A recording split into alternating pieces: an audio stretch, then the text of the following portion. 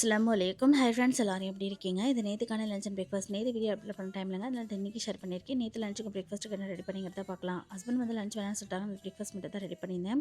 பிரேக்ஃபாஸ்ட்டுக்கு chicken nuggets fry பண்ணிவிட்டு burger போட்டு கொடுத்து விட்டாச்சு. லஞ்சுக்கு வந்து வீட்டுக்கு ஃப்ரெண்ட்ஸ் எல்லாமே வரேன்னு சொல்லியிருந்தாங்க. நாங்கள் வந்துட்டு இதை லாங் வீடியோவாக ஷூட் பண்ணி வச்சுருக்கோம். வீடியோ வந்து உங்களுக்கு வேணும் அப்படின்னு நினச்சிங்கன்னா கமெண்ட்டில் வந்து விலாகுன்னு சொல்லிட்டு டைப் பண்ணுங்கள். சீக்கிரமாக போஸ்ட் பண்ணிடலாம். வெக்கேஷன் முடிஞ்சு வந்ததுக்கப்புறமா பார்த்தீங்கன்னா ஃப்ரெண்ட்ஸ் எல்லாம் வந்து மீட் பண்ணிக்கவே இல்லை. ஃபோனில் மட்டும் தான் பேசிகிட்டு இருந்தோம். இருந்தாலுமே வந்து எல்லாருமே ஒன்றா சேர்ந்து ஜாலியாக இருக்கணும்னு சொல்லிட்டு ரொம்பவே ஆசையாக இருந்தது. சரி, இடையில எக்ஸாம்ஸ் வந்துருச்சு, அதுக்குள்ளே வெயிலும் கம்மியாயிரும் அப்படின்னு சொல்லிட்டு நான் நினச்சிட்டு இருந்தோம். எக்ஸாம்ஸ் முடிஞ்சிச்சு, ஆனால் வெயில் கம்மியான பாடில்லை. இதுக்கு மேலே எங்களால் மீட் பண்ணாமல் இருக்க முடியல.